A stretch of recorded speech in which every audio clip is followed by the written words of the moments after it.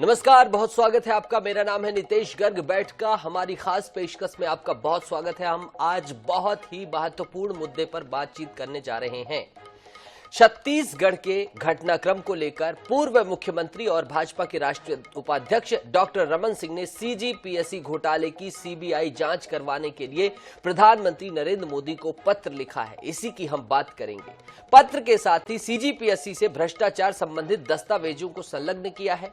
उन्होंने अपने पत्र में लिखा है कि छत्तीसगढ़ की सबसे प्रतिष्ठित परीक्षा लोक सेवा आयोग में प्रतिवर्ष करीब 1.5 लाख युवा प्रतिभागी शामिल होते हैं।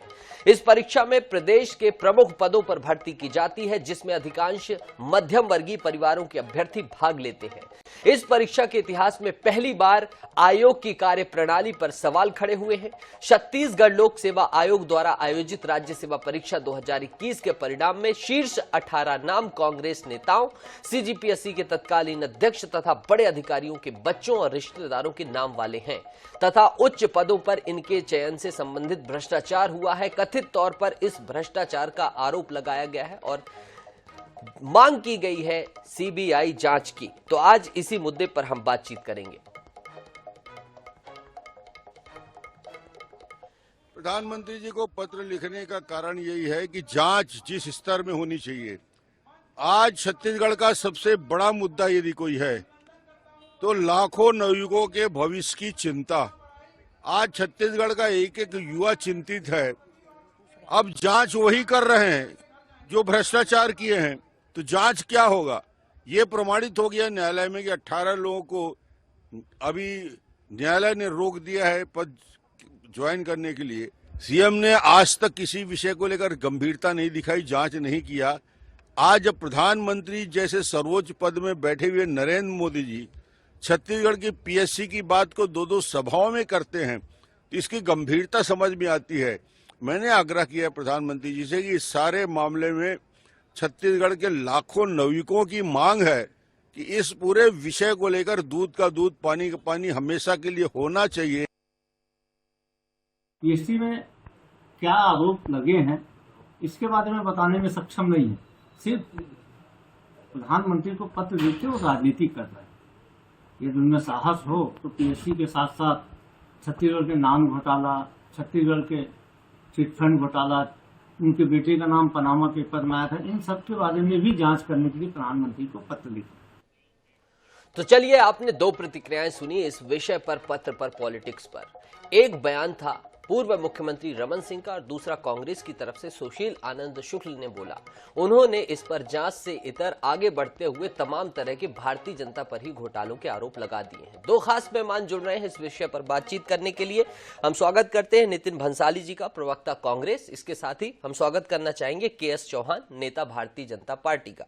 सबसे पहले मैं रुख करना चाहूंगा नितिन भंसाली जी का। नितिन भंसाली जी, आपने सुनाई, प्रतिक्रिया सुनी। रमन सिंह ने कहा है कि लाखों लाख युवाओं का भविष्य खतरे में आपने डालने का काम किया है। आप सहमत हैं? और जो इस पत्र लिखा गया है इसे लेकर आपकी क्या प्रतिक्रिया होगी, बताएं। बिल्कुल, पीएससी में पारदर्शिता बरती गई है और माननीय मुख्यमंत्री प्रदेश के जो हमारे हैं उन्होंने सार्वजनिक मंच से भी ये बात कही कि यदि कोई शिकायत करता, इसकी व्यक्तिगत रूप से शिकायत करता है या भाजपा भी यदि कोई शिकायत करती है और उसमें यदि तथ्य होते हैं, तथ्यात्मक होती है, तो उस पर वो निश्चित तौर पर कड़ी कार्रवाई करेंगे और जांच भी करवाएंगे। पर यहाँ पर ऐसी कोई बात ही नहीं। सिर्फ पीएससी में घोटाला हुआ बताने को ये तैयार नहीं हुए किसके साथ हुआ, क्या हुआ, कैसे हुआ, कोई विषय पर ये चर्चा करने के लिए तैयार ही नहीं है। तो इस विषय पर हमारा बिल्कुल साफ स्टैंड है कि भारतीय जनता पार्टी में जो मुख्यमंत्री जो डॉक्टर रमन सिंह जी हैं, उन्होंने जो चिट्ठी लिखी है प्रधानमंत्री जी को, बड़ी संवेदनशीलता भी दिखाई है। ऐसा लगता है, दिखावा है ये संवेदनशीलता का, पर ये संवेदनशीलता नहीं है। अपने राजनीतिक अस्तित्व को बचाने के लिए ये लगातार संघर्षरत है और चिट्ठियां लिखनी थी तो बहुत बड़े कांड इनके शासनकाल में हुए, उसमें भी चिट्ठी लिखनी थी। अब ये रेल जो लगातार बंद है, रोज ट्रेनें निरस्त हो रही है, इस विषय पे चिट्ठी लिखते तो पकड़ा। भंसाली जी, हम अन्य विषयों पे बात करेंगे। एक बात बताइए, आप एक तरफ सिरे से खारिज कर रहे हैं कि ऐसा कुछ भी नहीं हुआ, दूसरी तरफ आप जांच की बात कर रहे हैं। कहना क्या चाह रहे हैं आप? हाई कोर्ट ने एक तरफ 18 लोगों की नियुक्ति के संदर्भ में स्टे लगाया, तमाम चीजों को लेकर उसने भी संदेह जाहिर किया कि कुछ तो गड़बड़ झाला है। आप एक तरफ कोर्ट का सम्मान कर रहे हैं, दूसरी तरफ सिरे से आप खारिज कर रहे हैं और तीसरी तरफ आप जांच बिठा रहे हैं। ये तर्क सम्मत तो समझ में नहीं आ रहा सर। पहले ये बताइए, मेरा वीडियो मिल रहा है आपको? हाँ, आप बताएं सर, आपकी आवाज आ रही, दर्शक सुन रहे हैं, बताएं। नहीं, वीडियो मिल रहा है मेरा आपको? तकनीकी ग्लिचेस हैं सर, लेकिन ठीक है, आपकी आवाज स्पष्ट आप- तौर पर आ रही है। नहीं, कोई दिक्कत नहीं। आपने कहा कि कोर्ट में निशाना दिए हैं और आप जो है इसमें जांच की बात कर रहे हैं, तो हम तो शुरू से डे वन से कह रहे हैं कि यदि इसमें कहीं कोई तथ्य है और कोई बात है, ये मुद्दा विहीन बात करेंगे तो बात नहीं बनी। यदि कोई तथ्य और बात है तो वो इस पर शिकायत करें, हाँ। सीधा मुख्यमंत्री जी से शिकायत करें, इस पर कार्रवाई करें। दूसरा मामला न्यायालय में विचाराधीन है, इसमें अभी कोई किसी को दोषी नहीं कर दिया है। तीसरी बात कि ये बार बार एक चीज कह रहे हैं कि इनका सिलेक्शन हुआ, उनका सिलेक्शन हुआ, तो मुझे बताइए क्या? मैं भंसाली जी साफ तौर पर आपसे कह रहा हूं कि आपने जांच की बात आपकी पार्टी ने मानी, आप जांच की तरफ जा रहे हैं, तो आप सिरे से खारिज क्यों कर रहे हैं इस बात को कि भारतीय जनता पार्टी निराधार और तथ्यहीन बात कर रही है? भारतीय जनता पार्टी अपना पक्ष तो नहीं रख रही, ना मैं भारतीय जनता पार्टी का पक्ष रख रहा हूं, तो कहीं ना कहीं आप भी मानते हैं ना कि अगर संदेह हुआ है तो हम जांच करेंगे। हम तो कह रहे हैं भाई, तथ्य होंगे तो जांच करेंगे, मुझे तथ्यों की थोड़ी जांच करेंगे, जांच तो कर रहे हैं। Exactly. यदि कहीं कोई बात आती है तो यही बात। और यहाँ पर कानून का राज है, उत्तर प्रदेश के जैसे जंगल का राज नहीं है, शिवराज बाबा की सरकार का मध्य प्रदेश के जैसा जंगल का राज नहीं है, जहाँ व्यापक घोटाले की चर्चा आज भी होती है। ऑलराइट भंसाली जी, ठीक है। अब मैं रुक करना चाहूंगा के.एस. चौहान साहब का। के.एस. चौहान साहब, इन्होंने साफ तौर पर भंसाली जी ने कहा कि आप सिर्फ ग्लैमराइज कर रहे हैं मुद्दे को, आपका उद्देश्य नहीं है कि वास्तविकता तक पहुंचे। नंबर 1, आप तथ्य रखिए, आधार रखिए, मुख्यमंत्री को चिट्ठी लिखिए। क्या आप सहमत हैं इन सभी बातों से? ये सवाल रहेगा। और दूसरा सवाल चौहान साहब मेरा ये रहेगा कि आपको भरोसा नहीं कि राज्य सरकार सही जांच करेगी? देखिए महोदय, सबसे पहले तो मैं ये बोलना चाहूंगा कि ये भारत मतलब हमारे स्वाधीन भारत में ये सबसे पहला मामला है जिसमें 18 के 18 लोग अधिकारियों और नेताओं के करीबी जो पीएससी जो क्लियर किए हुए हैं, शुरू के जो 18 लोग हैं उसमें आया है और हाई कोर्ट ने इसमें रोक लगाई है। ये पहला मामला है कि 18 के 18 लोगों में लगाई हुई है। ये आप इस विषय की गंभीरता को देखिए कि हाई कोर्ट ने ये लगाया है और 18 के 18 लोगों को क्यों, ऐसा क्यों हुआ ये। और जब वो वीडियो आपने भी देखा होगा तो जज बहुत ज्यादा अचंभित थे वो देख के कि अरे ऐसा कैसे हो सकता है, और ये मतलब उनको बहुत ज्यादा दुख हुआ और मतलब वेदना व्यक्त की उन्होंने। और उन्होंने ये भी बोला कि साक्ष्य को मिटाने की भी कोशिश की गई है। साक्ष्य को मिटाने की कैसे कोशिश की गई? जैसे ही ये मामला उजागर होता है तो सामंत सिंह सोनवानी जी ने एक टेंडर निकाला उत्तर पुस्तिका और प्रश्न पुस्तिका को जलाने के लिए, मिटाने के लिए एक टेंडर निकाल दिया। वो उस समय निकालने की क्या जरूरत थी? दूसरी बात, जो परीक्षार्थी पास हुए हैं, उत्तीर्ण हुए हैं, मैं किसी परीक्षार्थी के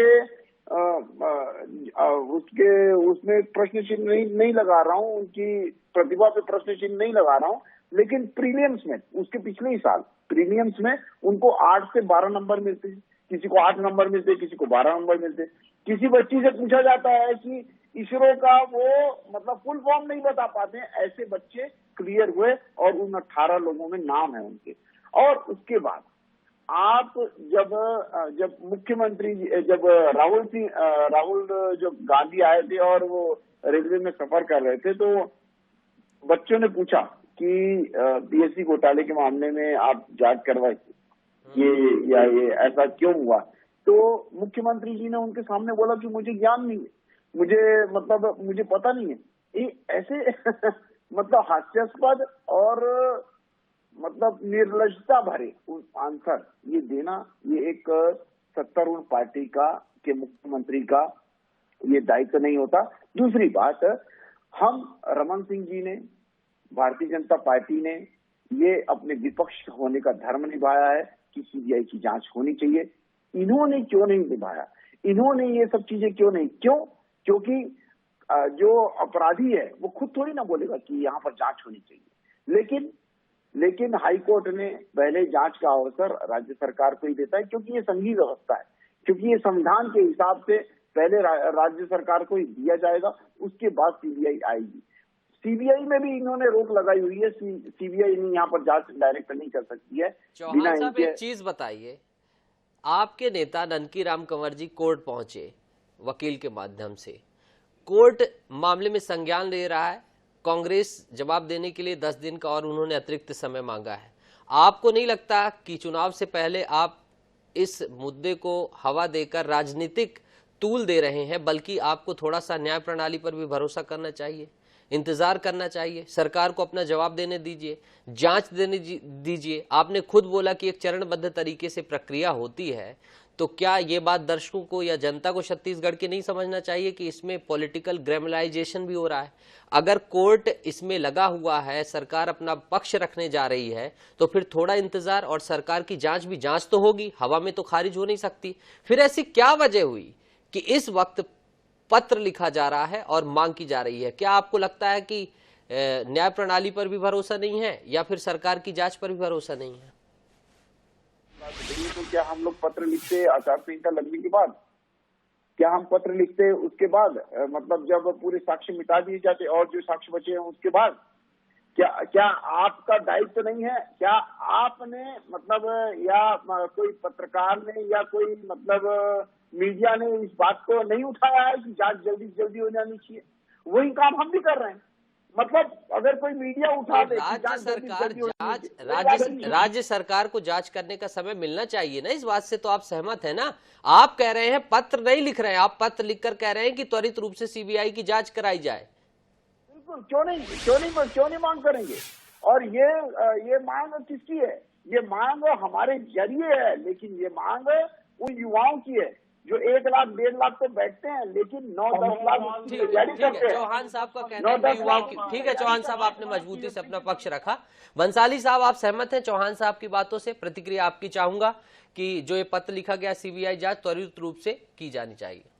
18 लोगों का नाम ले रहे हैं कि 18 लोग हैं, चलो इनको पूछो, ये डिबेट में बैठे हैं, 18 नाम बताएं, बहुत छोटी सी बात है। किसका नाम है, कौन किसका रिश्तेदार है? जिस शिकायत को लेकर, जिस मामले को लेकर नेतागिरी या राजनीति ये कर रहे हैं, मुझे बता दें वो कौन है?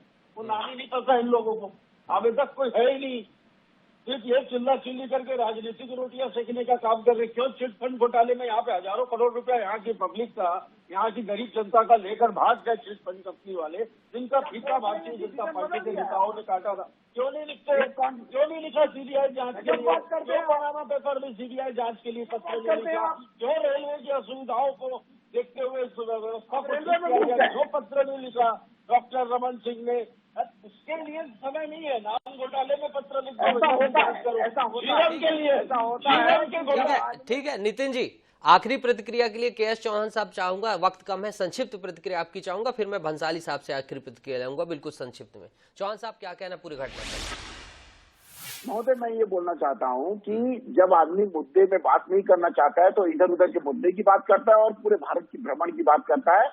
जो आज पूरे युवाओं की उम्मीदों पे इन्होंने चाकू मारा है, उनकी हत्या की है, और उसको जवाब देना पड़ेगा। और उनके माँ बाप ने जो पेट काट के अपने बच्चों को पढ़ाया लिखाया था, पीएचडी की तैयारी करवाई थी, ये पीएचडी की तैयारी एक बहुत बड़े बहुत धनाढ्य लोग नहीं करते, मध्यम वर्गीय परिवार के करते हैं। उनके पेट में चाकू चलाया है। ठीक है सर, मैं आखिरी प्रतिक्रिया कांग्रेस की तरफ से चाहूंगा। भंसाली साहब, आखिरी प्रतिक्रिया आपकी। मेरी प्रतिक्रिया साफ है, इनके पास मुद्दे नहीं है, मुद्दा विहीन लोग हैं। और इस प्रकार देखिए, पीएचडी में जो सिलेक्शन हुआ वो योग्य व्यक्ति का, योग्य युवाओं का हुआ है, ये तो उनकी योग्यता पर प्रश्न चिन्ह लगा रहे हैं। जिन लड़कों ने, जिन बच्चों ने, जिन छात्रों ने रात दिन एक करके पढ़ाई की और जो अपने मेहनत से पास हुए और अपनी नौकरी जो हासिल की, ये उसमें प्रश्न चिन्ह लगा रहे। मैंने कहा 18 लोगों का नाम लेते हैं, ये मुझे नाम क्यों नहीं बता पा रहे कि वो 18 लोग कौन है? इनको पता ही नहीं है, ये हवा में तीर चला रहे हैं, ये राजनीतिक रोटियां सेक रहे हैं, ये 18 नाम ले ले, मैं मान लूंगा गड़बड़ हुई है, इनको मालूम ही नहीं है। ठीक है नितिन साहब, केएस साहब, आप दोनों ने अपने अपने दलों का मजबूती से पक्ष रखा, आप दोनों का बहुत बहुत शुक्रिया। तो पत्र पर पॉलिटिक्स चल रही है, सीबीआई जांच की मांग की है। कांग्रेस का कहना है सवाल टाइमिंग पर उठाए गए हैं कि इस टाइमिंग पर, और दूसरी तरफ प्रतीक्षा पर उन्होंने कहा कि न्यायालय में जब मुद्दा चल रहा है और दूसरी बात राज्य सरकार जांच के लिए तैयार है तो थोड़ा वक्त लेना चाहिए, इंतजार करना चाहिए। भारतीय जनता पार्टी का साफ तौर पर कहना है कि सबूत मिटा दिए जाएंगे, तमाम चीजें होंगी, लेकिन न्यायपालिका है, न्यायपालिका के संज्ञान में ये सारा मुद्दा है। राज्य सरकार वहां भी जवाब प्रस्तुत करेगी, देखना दिलचस्प होगा कि क्या जवाब दिया जाता है। लेकिन एक बात तो महत्वपूर्ण है कि अगर घोटाला हुआ है, अगर कोई चीज हुई है तो साफ तरीके से जांच हो और दोषियों को कड़ी से कड़ी सजा मिले। लाखों अभ्यर्थी हैं जो दर दर भटकते हैं, सालों साल तैयारी करते हैं, उन्हें न्याय मिलना चाहिए। जो भी है वो अब कोर्ट और जांच के बाद ही समझ में आएगा, अभी हम कुछ भी अपनी तरफ से नहीं कह रहे हैं। उम्मीद है इस कार्यक्रम के तहत आप समझे होंगे कि क्या पॉलिटिक्स चल रही। तो पत्र पर पॉलिटिक्स ये है। उम्मीद है कि जल्द से जल्द सभी अभ्यर्थियों को न्याय मिलेगा और निष्पक्ष तरीके से कार्रवाई होगी और जो दूध का दूध है, पानी का पानी होगा। पत्र पर पॉलिटिक्स में इतना ही। तमाम खबरों के लिए देखते रहिए Anuj 24/7। नमस्कार।